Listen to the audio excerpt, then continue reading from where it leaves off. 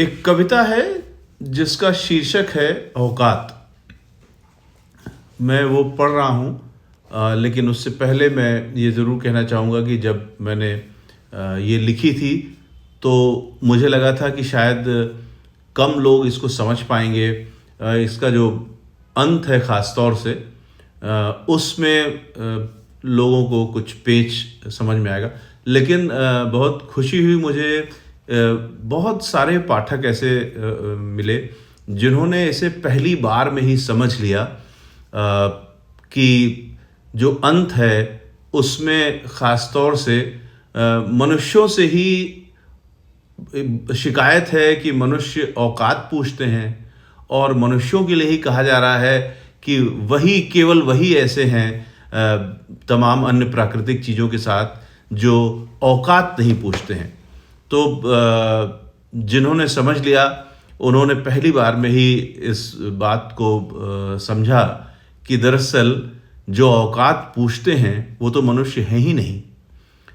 तो ये एक रीडिंग थी जो पाठकों की ओर से मेरे पास जब आई तो मुझे बहुत अच्छा लगा। फिलहाल मैं कविता पाठ कर रहा हूँ। शीर्षक है औकात। मुझे हर जगह मेरी औकात का पता चलता है। मैं हर समय उदास रहता हूं।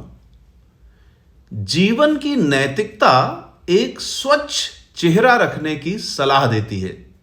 मैं लोगों से मिलता हूं मुस्कुरा के।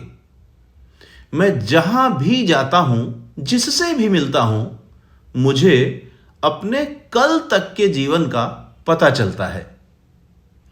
कसमें खाता हूं, प्रतिज्ञाएं करता हूं, रोमांच को पोर पोर में समो लेने के लिए ठहर जाता हूं।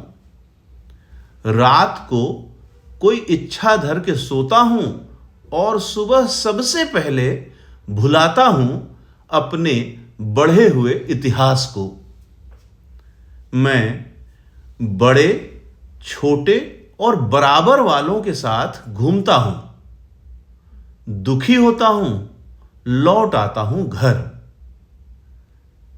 केवल संगीत, केवल नृत्य, केवल दृश्य, केवल कविताएं, केवल मनुष्य ही ऐसे हैं जो मुझसे मेरी औकात नहीं पूछते और चलते हैं मेरे साथ।